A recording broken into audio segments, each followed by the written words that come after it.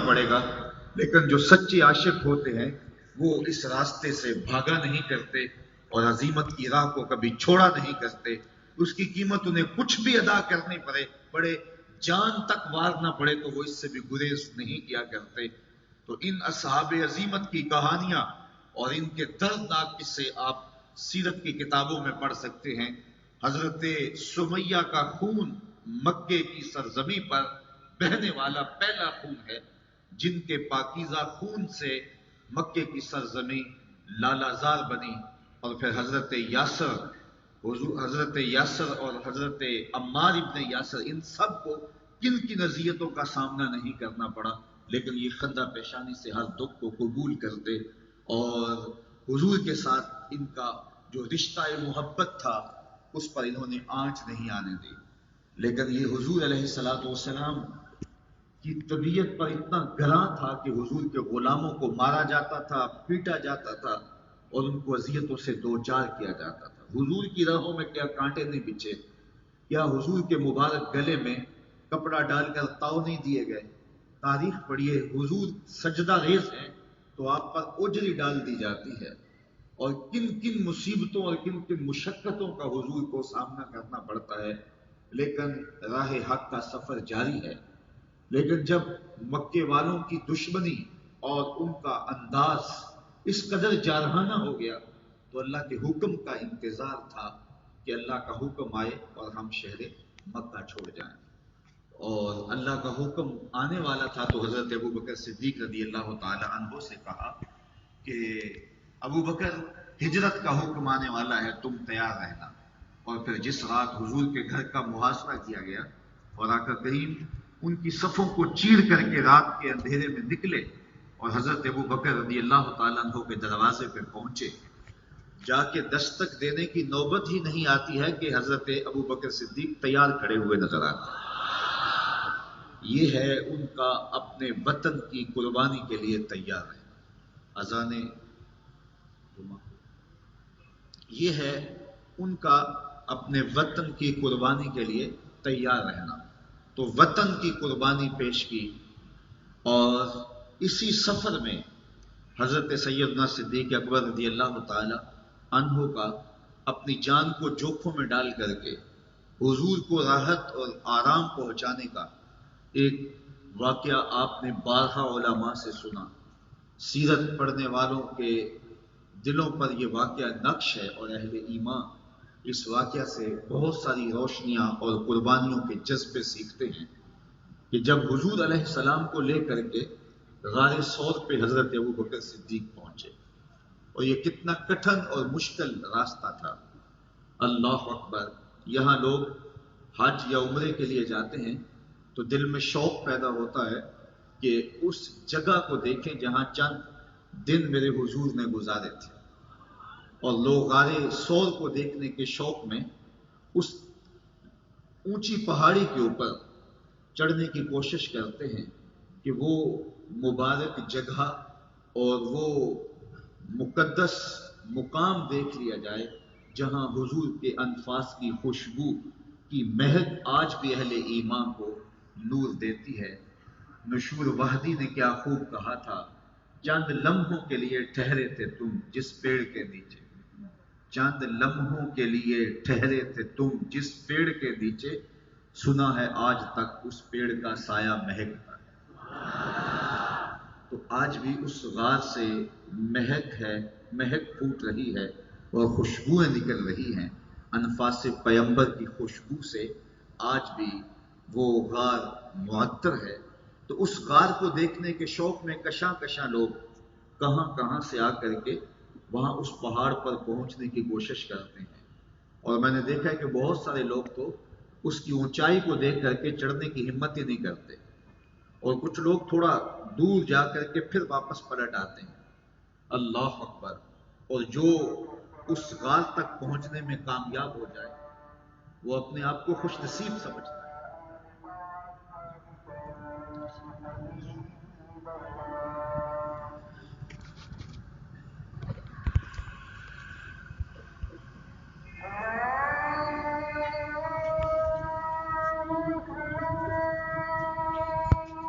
وقال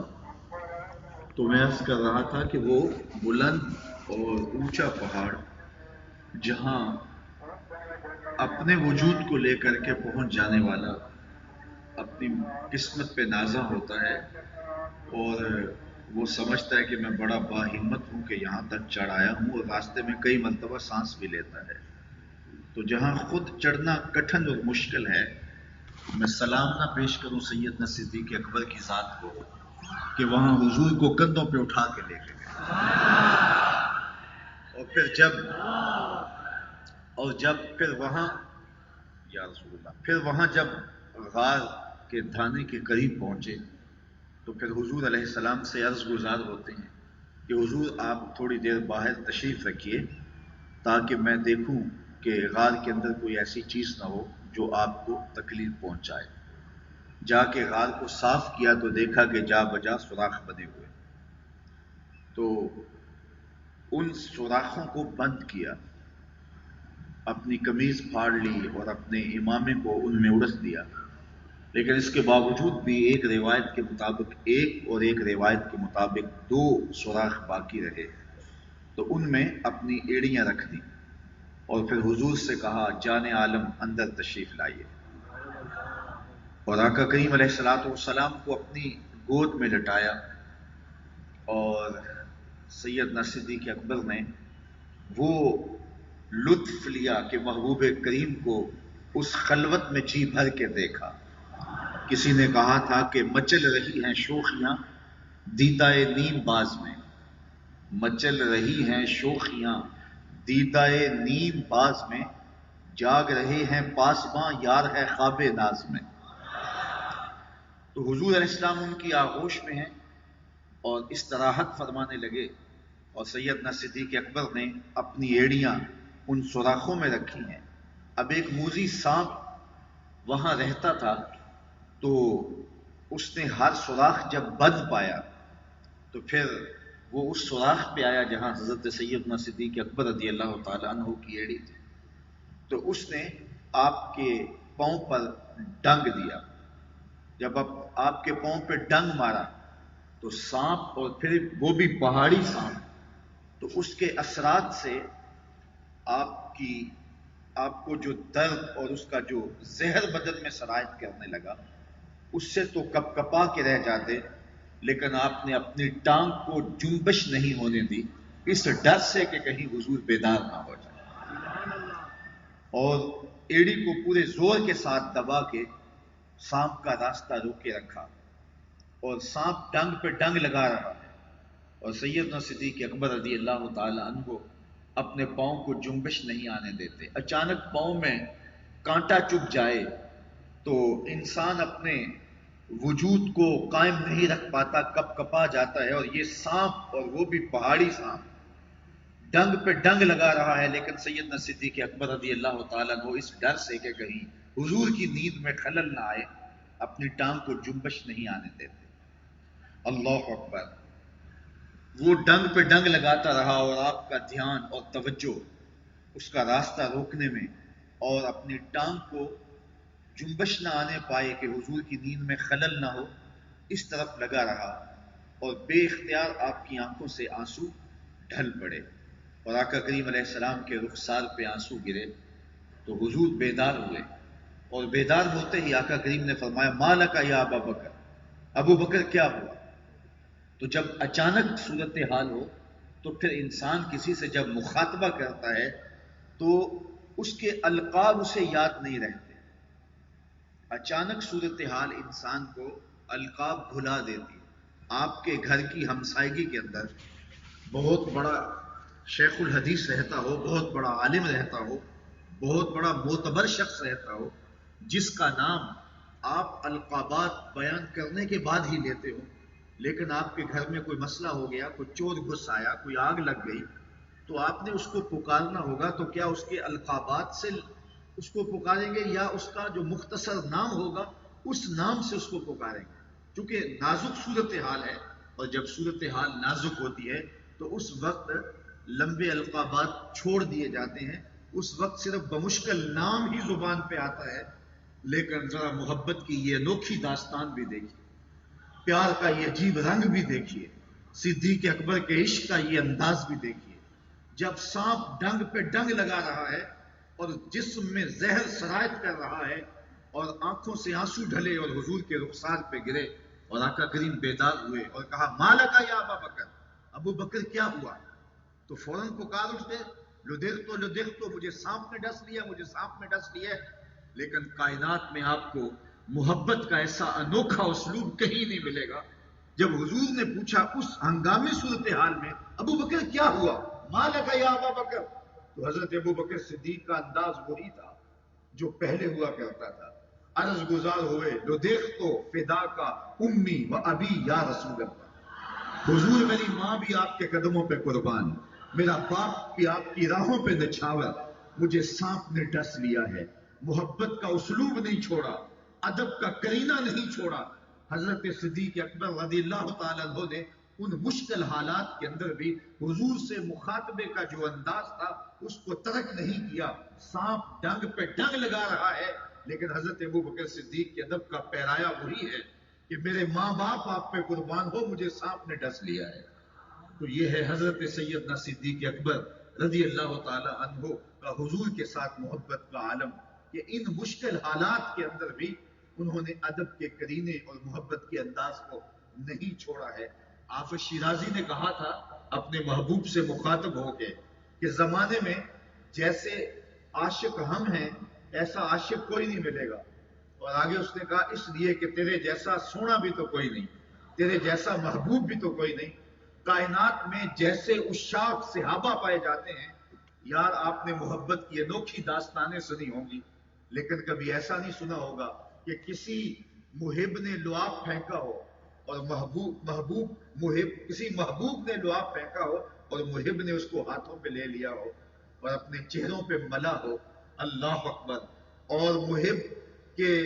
हाथों में महबूब का गिरने वाला पानी का वुजू आया हो और उसको तबर्रुक के तौर पे बांटा हो। तो हाफिज कहता है कि तेरे जैसा जमाने के अंदर महबूब भी कोई नहीं। अगर सहाबा जैसा अदब और इश्क जमाने में नहीं पाया जा रहा तो हुजूर जैसा सोना भी तो जमाने के अंदर कोई नहीं। हजरत सैयदना सिद्दीक अकबर रज़ियल्लाहु ताला अन्हु के पांव पर सांप ने डस लिया था, लेकिन आपने अपनी टांग को जुम्बश नहीं आने दी। और फिर जब आज खुद हुजूर बेदार हुए तो हुजूर के पूछने पर अदब का वो करीना और मोहब्बत का वो सलूक हजरत सिद्दीक अकबर छोड़ते नहीं हैं, बल्कि कहते हैं लो देख तो फिदा का उम्मी व अबी या रसूल अल्लाह, हुजूर मेरे माँ बाप आप पे कुर्बान हो, मुझे सांप ने डस लिया है। फिर आका करीम अपना लुआब लगाते हैं और दर्द जाता रहता है। तो हजरत सैयदना सिद्दीक अकबर वतन की कुर्बानी पेश करते हैं तो एक लम्हा का तामुल किए बगैर हुजूर ने कहा था तैयार रहना, तो मुस्तैद और तैयार होकर खड़े हैं कि कब बुलावा आए, कब हुजूर का हुक्म हो और मैं सब कुछ हुजूर की राहों में कुर्बान कर दूं। वतन छोड़ा, जान की बात आई तो अपनी जान को हर लम्हे हुजूर की राहों में निछावर करने के लिए तैयार नजर आते हैं। इंसान को अपने माल से बड़ी मोहब्बत होती है, माल बड़ा प्यारा होता है। इंसान मेहनतों से, खून पसीने की कमाई से उसको हासिल करता है। अब आइए हजरत सैयदना सिद्दीक अकबर रज़ियल्लाहु ताला अन्हु की ये कुर्बानी भी कायनात के अंदर एक अनोखे अंदाज में देखने को मिलती है कि जब एक गज़वे में हुजूर ने माल तलब किया, होता यह था जब भी हुजूर कोई ऐसा ऐलान करते तो हजरत सैयदना सिद्दीक अकबर सबसे आगे बढ़ जाते। हजरत उमर रज़ियल्लाहु ताला अन्हु फरमाते हैं कि मैं खासा खुशहाल था और मैंने सोचा कि आज तो मैं किसी को अपने से आगे नहीं बढ़ने दूंगा, और मैं घर का आधा माल ले आया और हुजूर की खिदमत में पेश कर दिया। और जब हुजूर ने देखा तो खुश हुए और कहा कि उमर घर वालों के लिए क्या छोड़ा है? तो मैंने कहा हुजूर जितना ले आया हूं इतना ही अपने अहले खाना के लिए छोड़ आया। तो आका करीम खुश हुए, तहसीन फरमाई, दुआ की। आका करीम के चेहरे पे आसारे मुसर्रत थे। हजरत उमर कहते थे मेरे दिल में ख्याल आ रहा था कि आज तो राह खुदा में माल को कुर्बान करने वालों में सबसे आगे अगली सफ में मैं ही खड़ा नजर आऊंगा। लेकिन थोड़ी देर के बाद हजरत अबू बकर सिद्दीक हाज़िर खिदमत हुए और घर का सारा असासा समेट के लाए और हुजूर के कदमों में डाल दिया। और आका करीम ने फरमाया माँ अब कहता लिया या अबू बकर, अबू बकर अपने घर वालों के लिए क्या छोड़ा? तो सुनो हजरत अबू बकर सिद्दीक ने क्या जवाब दिया। حضرت عمر تو سوچ رہے تھے کہ آج میں اپنے سے آگے کسی کو بڑھنے نہیں دوں گا، آدھا مال لے آیا ہوں، آدھا گھر والوں کے لیے چھوڑ آیا ہوں، اب یہ اپنا مال پیش کرتے ہیں تو حضور کا سوال ہوتا ہے، ماں اب کہتا لیا علی کا یا ابا بکر، ابو بکر گھر والوں کے لیے کیا چھوڑا ہے؟ تو حضرت ابو بکر عرض گزار ہوتے ہیں، اب کہ تو لہو اللہ و رسولہ، حضور میرے سامنے بھی آپ ہیں، میرے گھر میں بھی آپ ہی، میں گھر والوں کے لیے اللہ اس کے رسول کی محبت چھوڑ آیا ہوں۔ اللہ اکبر، میں سارا مال آپ کے قدموں میں پیش کرتا ہوں، حتیٰ کہ سوئی بھی گھر میں نہیں چھوڑی، اپنا لباس بھی اتار کر کے ڈال دیا اور خود ٹاٹ پہن لیا اور سارا مال حضور کی خدمت کے اندر پیش کر دیا۔ اور آقا کریم نے پوچھا تو کہا حضور گھر میں اللہ اس کے رسول کا پیار چھوڑا ہے، اللہ اس کے رسول کی محبت چھوڑی ہے، میرے سامنے بھی آپ ہیں، میرے گھر میں بھی آپ ہیں، وہ اپنے نام لیواؤں کو تنہا چھوڑتے کم ہیں، جہاں ہمدم نہ ہو کوئی وہاں سرکار ہوتے ہیں۔ تو حضرت ابو بکر صدیق نے ہمیں یہ بھی بتایا کہ جن کے گھروں میں حضور کے پیار کی خوشبو ہوتی ہے وہ گھر خالی نہیں ہوتے، وہاں حضور علیہ الصلوۃ والسلام کی جلوہ سامانیاں ہوتی ہیں، وہاں حضور کے پیار کی مہک کسی کمی کا احساس نہیں ہونے دیتی۔ جب وہ گھر میں موجود ہیں، جب ان کی مہک گھر میں موجود ہے، جب ان کے پیار کی خوشبو پھیلی ہے تو ہمارا گھر خالی کیسے ہو سکتا ہے؟ شکا رجل الی رسول اللہ دیک المعیشۃ والفقر، ایک شخص حضور کی خدمت میں حاضر ہوا اور عرض کی حضور تنگ دست بڑا ہوں، غربت نے کمر توڑ دی ہے، کثیر العیال ہوں اور ذرائع آمدنی بہت تھوڑے ہیں، میرے لیے کوئی نسخہ تجویز کیجیے۔ سنو میرے حضور نے اسے کیا نسخہ تجویز کیا۔ حضرت سہل بن سعد الساعدی رضی اللہ تعالیٰ عنہ اس حدیث کے راوی ہیں، حضور کی بارگاہ میں عرض کی حضور کثیر العیال ہوں اور ذرائع آمدنی بہت تھوڑے ہیں۔ فرمایا کہ جب تو گھر جائے تو گھر والوں کو السلام علیکم کہہ دیا کرو اور اس کے بعد ایک مرتبہ سورہ اخلاص پڑھ دیا کرو، یہ تیرا وظیفہ ہے، جو ہی گھر جاؤ السلام علیکم، اس کے بعد ایک مرتبہ سورہ اخلاص پڑھ دیا کرو۔ اور آقا کریم نے فرمایا کبھی ایسا ہو کہ تم گھر جاؤ، گھر کوئی بھی موجود نہ ہو، فرمایا عمل چھوڑنا نہیں، فسلم علیہ، پھر تو مجھے سلام کہہ دینا، وہ اپنے نام لیواؤں کو تنہا چھوڑتے کب ہیں، جہاں ہم دم نہ ہو کوئی وہاں سرکار ہوتے، کہا پھر مجھے سلام کہہ دینا۔ وہ صحابی کہتے ہیں میں نے عمل شروع کر دیا، جب بھی گھر جاتا السلام علیکم، اس کے بعد ایک مرتبہ سورہ اخلاص پڑھ دیتا، اور کبھی ایسا ہوتا گھر میں کوئی موجود نہ ہوتا، پھر تو مجھے چاہ چڑھ جاتے، پھر تو خوشی کا ٹھکانہ نہ ہوتا، پھر حضور کی بارگاہ میں سلام پیش کرتا اور اس کے بعد میں سورہ اخلاص پڑھ دیتا۔ کہتے ہیں اس عمل کی برکت سے میں نے تو امیر ہونا ہی ہونا تھا، حتی افاد اللہ جیرانہ، یہاں تک کہ میرے ہمسائے بھی امیر ہو گئے۔ حضرت صدیق اکبر بولے اب کہہ تو لہم اللہ و رسولہ، میرے لیے اللہ اور اس کا رسول کافی ہے۔ اللہ اکبر۔ تو مال کی بات آئی تو سارا مال حضور کے قدموں میں پیش کر دیا۔ انسان اپنی اولاد کے لیے اپنی جان سے بھی کھیل جاتا ہے، لیکن حضرت سیدنا صدیق اکبر کی یہ کہانی بھی کتنی دل آویز ہے۔ پہلی بات تو یہ سنیے کہ یہ سیدنا صدیق اکبر رضی اللہ تعالی عنہ کو اعزاز حاصل ہے کہ آپ کی 4 پشتیں صحابی ہیں، اور یہ شرف صرف آپ کو ہی نصیب ہوا ہے۔ آپ کے والدین، خود آپ کی اولاد اور اولاد کی اولاد، 4 پشتوں کو اس شرف سے ممتاز کیا گیا۔ لیکن ابتدا میں آپ کے والد بھی اسلام نہیں لائے تھے اور آپ کے بیٹے بھی اسلام نہیں لائے تھے، تو جب بعد میں اسلام لے آئے تو ایک دن گھر میں بیٹھے بیٹھے بات ہوئی تو آپ کا بیٹا عبد الرحمن بن ابی بکر آپ سے عرض کرنے لگا کہ ابا جان، بدر کی جنگ میں آپ میری تلوار کی زد میں آ گئے تھے اور اگر میں چاہتا تو آپ کا سر قلم کر سکتا تھا، لیکن میں نے سوچا کہ میرا باپ ہے، میری تلوار جنبش کرے گی تو سر میرے باپ کا کٹے گا، تو اس خیال نے میرا ہاتھ روک لیا، اور اگر میں چاہتا تو آپ کو قتل کر سکتا تھا، آپ اس طرح میری تلوار کی زد میں تھے۔ تو انہوں نے وہ ماضی کی کہانی سنائی، تو حضرت سیدنا صدیق اکبر کا جواب کیا تھا؟ کہا بیٹا تو کافر تھا اس لیے تو نے مجھے چھوڑ دیا، کاش کہ تو میری تلوار کی زد میں آتا اور میں تجھے جو ہے وہ بیٹا سمجھ کے نہ چھوڑتا، محمد عربی کا دشمن سمجھ کے کاٹ دیتا۔ تو یہ تھی ان کی محبت اور یہ تھا ان کا پیار اور حضور علیہ الصلوۃ والسلام کے ساتھ ان کی وابستگی۔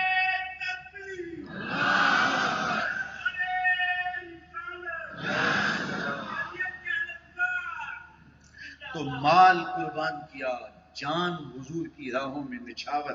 کرنے کے لیے ایک ایک لمحہ تیار رہے، اور اپنی جان کی پرواہ نہیں کی، اپنی اولاد حضور کے قدموں میں قربان کرنے کے لیے جذبوں کا ایک جہاں آباد تھا سینے میں، اور اپنے وطن کی قربانی پیش کی، اور پھر آقا کریم علیہ السلام کے لیے اپنا سب کچھ نچھاور کر دیا۔ کہتے ہیں حضور کا سایہ نہیں تھا،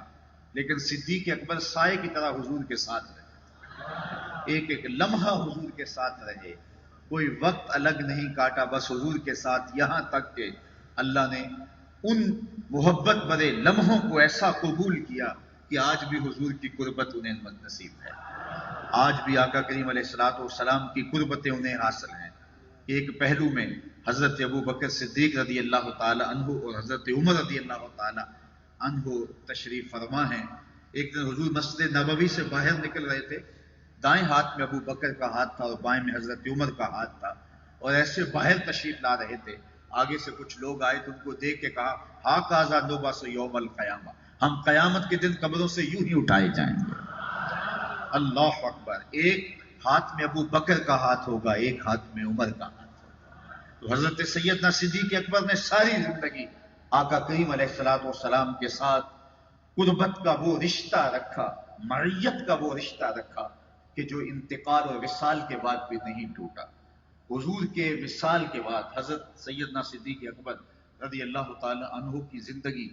بہت زیادہ کٹھن ہو گئی تھی،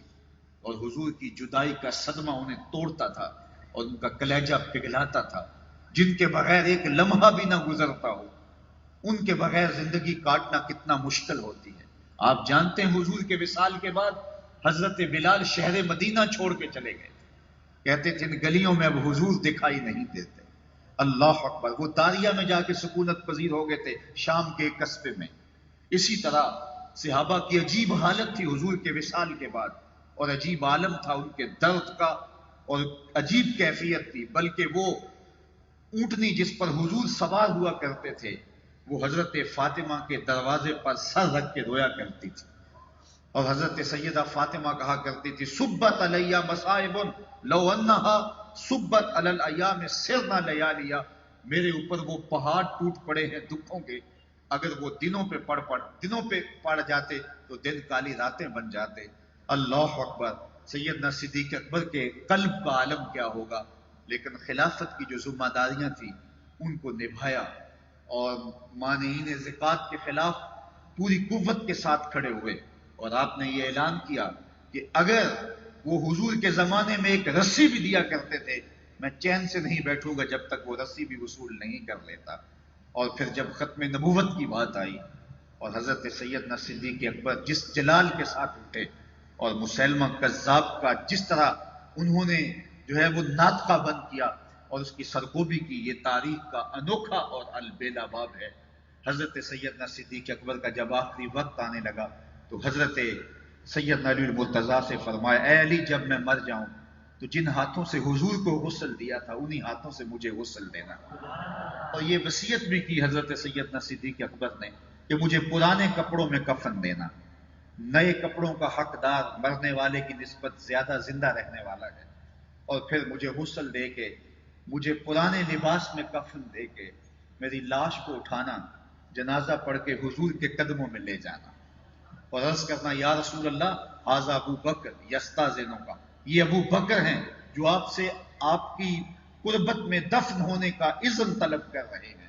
اللہ اکبر، ایسا ہی ہوا۔ حضرت صدیق اکبر رضی اللہ تعالیٰ عنہ کا انتقال ہوا، فجاء علی مسترجعا،